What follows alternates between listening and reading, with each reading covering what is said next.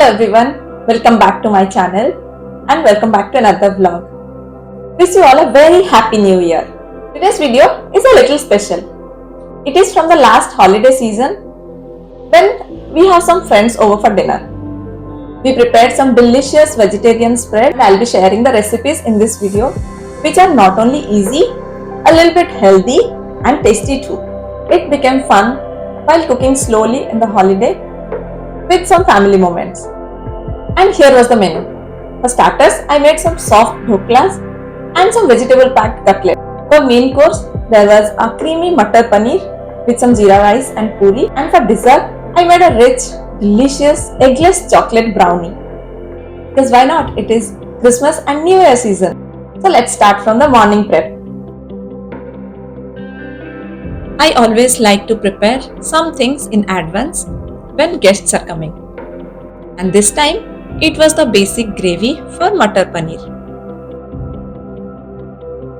In a pan, I heated a mix of oil and ghee, added cumin seeds, red chili and a small piece of cinnamon stick. Then went in onions, garlics, ginger, tomatoes, some red bell pepper and a few cashew nuts, all roughly chopped. I sauteed everything patiently till it turned soft and mushy. Once done, I kept it aside to cool down. This will later become a rich, creamy gravy base.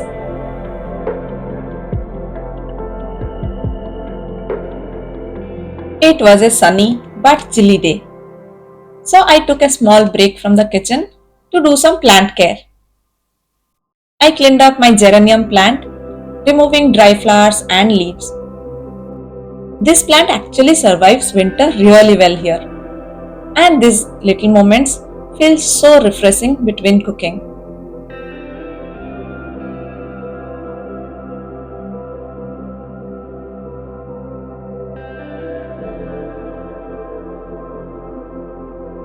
After lunch, we moved on to prepare dessert, which is eggless chocolate brownie, and my son helped me with this because he absolutely loves baking with me. First, I melted some dark chocolate in the microwave. Then, in the dry ingredients, I took some 1 cup of whole wheat flour, 3/4 cup all-purpose flour, 1/4 cup unsweetened cocoa powder, 1 cup of powdered sugar, 1 teaspoon baking powder, and half teaspoon baking soda.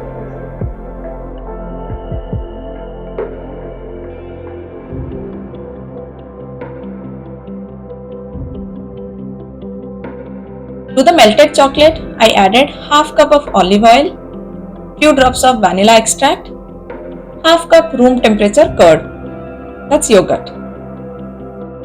Then we mixed the dry and wet ingredients together. This is my little one's favorite part, that's mixing everything. So I let him take the charge.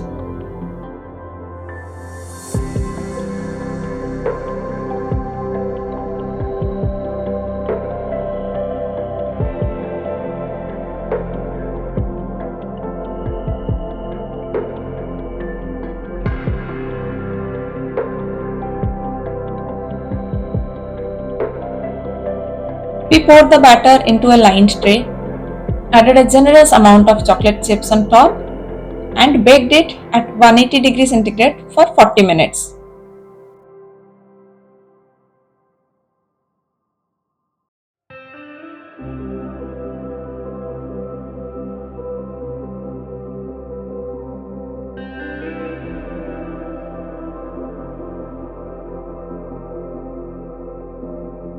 Once baked, we let it cool before cutting it. And honestly, it was so soft, rich and delicious.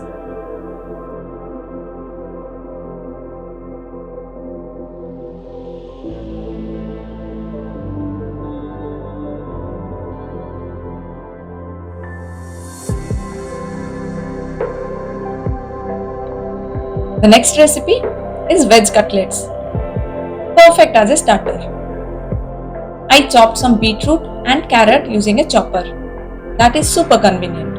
though you can grate them too.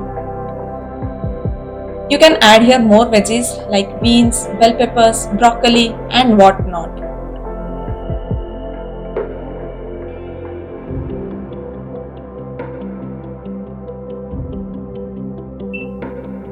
For tempering, I heated oil and added grated ginger, garlic, some chopped curry leaves and green chilies. Then added all the chopped veggies along with green peas and corn.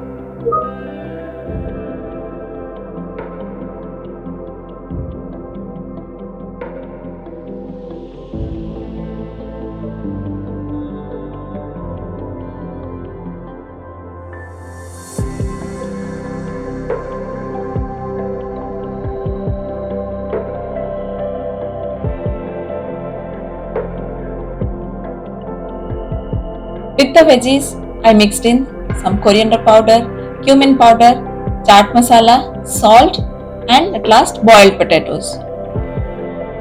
Mixed everything well, and after mixing everything, I kept the mixture in the fridge to cool it down. The cooler it is, the easier it is to shape into cutlets.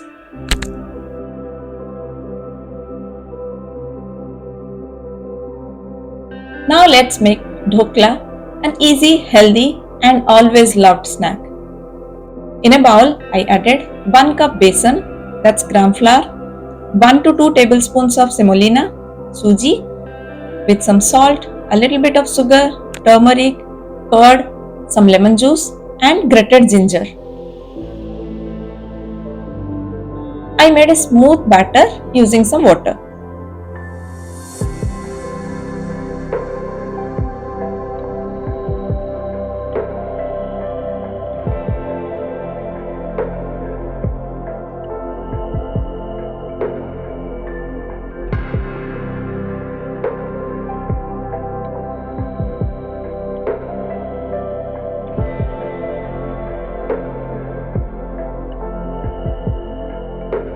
I greased the steamer plates and just before steaming added a packet of Eno fruit salt. Mixed quickly and poured it into the plates. Then I steamed it on medium flame for about 15 to 20 minutes.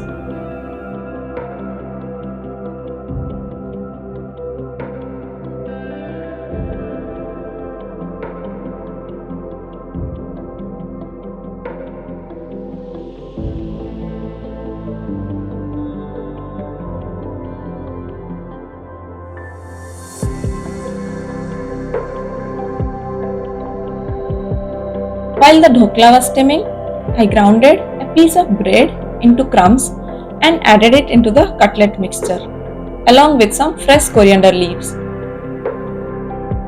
When it is prepared beforehand, just shaping and shallow frying doesn't take too much of time.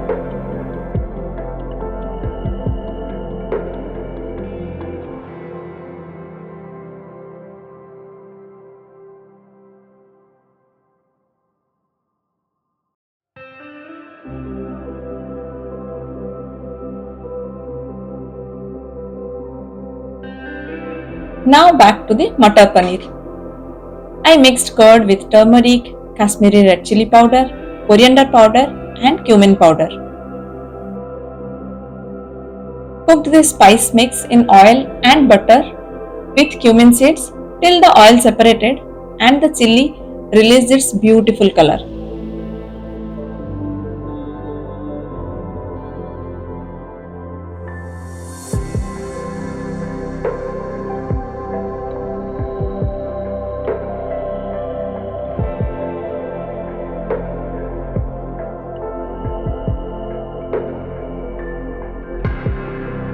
In the meantime, I grinded that tomato, cashew and onion gravy mix which we made earlier. So now adding that gravy base to the spice mix.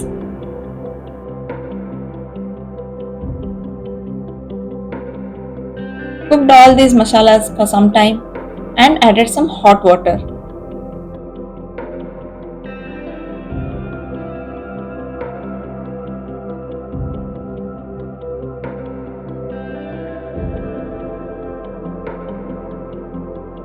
Here is a small trick I learned from the last season of MasterChef. I kept some kasuri methi on the lid while the gravy was cooking. The hot lid makes it crispy instantly without roasting.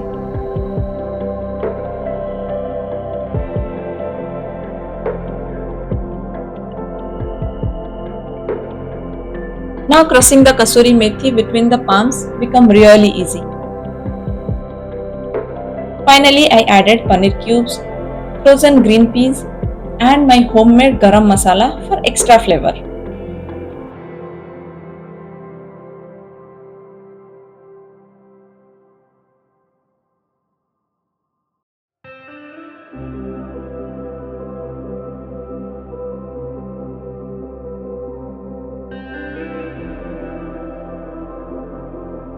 In the meantime, dhokla was steamed properly.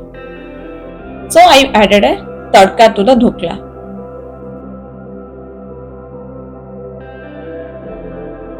For the dhokla tempering, oil, mustard seeds, some curry leaves, chopped green chilies, chopped coriander stems, then water, salt, sugar and lemon juice. Mixed everything together and I poured this over the dhokla. It was super soft and flavorful.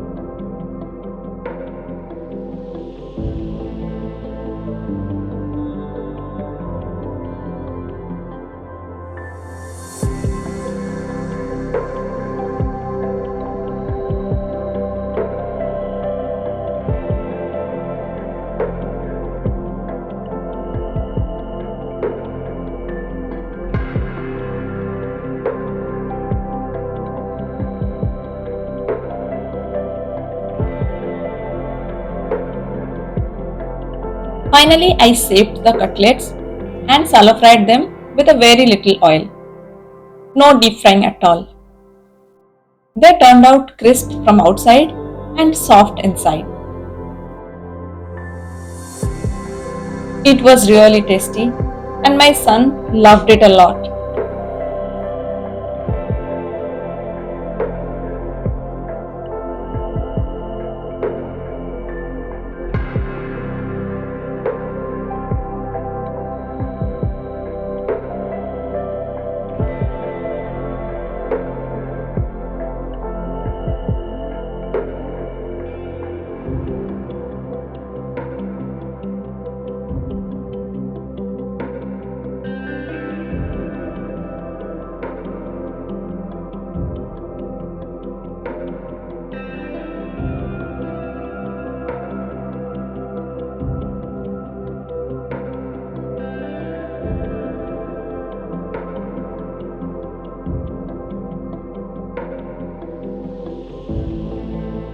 Along with this, I made puri and classic jeera rice, though I didn't record them.